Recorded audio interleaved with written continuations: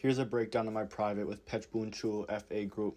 He's one of the most decorated Thai fighters of all time. He's fought Sanchai 7 times, winning 4, fought Nong-O Yodwicha. The first thing we did is talk about stance and movement. He had me bring my hands higher than I was used to and stay light on my front foot, following him around the ring. Here you can see he's rocking back and forth, putting emphasis on jangwa or rhythm, a thing a lot of Thai fighters have. He's explaining that after the kick, it's important to come back to a balanced position, be ready to check or attack. Here's an example of us drilling that. Loki ate shit here, which was pretty embarrassing. He reminded me on the importance of focusing on balance and technique before power.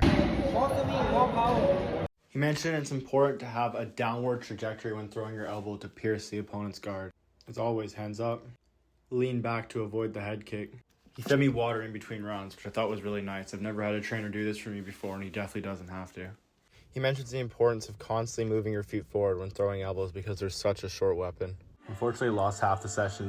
Now we're moving on to clinching, which is the part I was most excited for because he was a clinch fighter.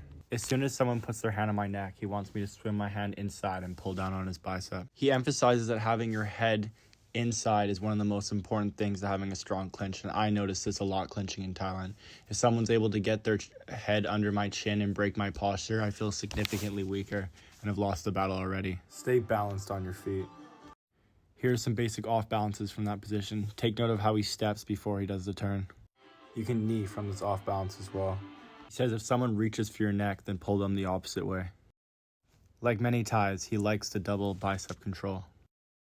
Here's a cheeky sweep from the knee bump. You can also off balance from the neck. He explains that having your hands sideways and then pulling gives you more power, and it also makes it harder for the opponent to swim their hand in. Here he's showing an off balance, which is a knee to the inside of the leg, and is super slick and a lot more effective than it looks. Here he's explaining what type of hand position he wants you to have in the double plum, showing all the different knees available from the clinch.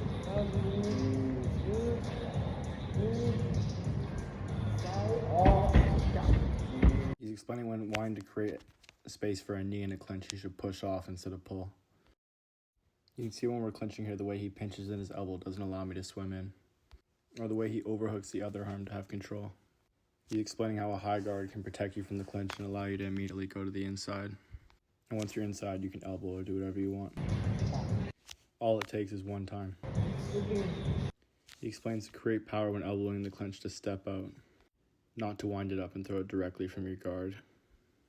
He shows if you're on the outside, a way to control is to put your hands in their armpits like this. From there, you can pull their hand down and elbow. Here's us showing that again. It's almost like a snake coiled.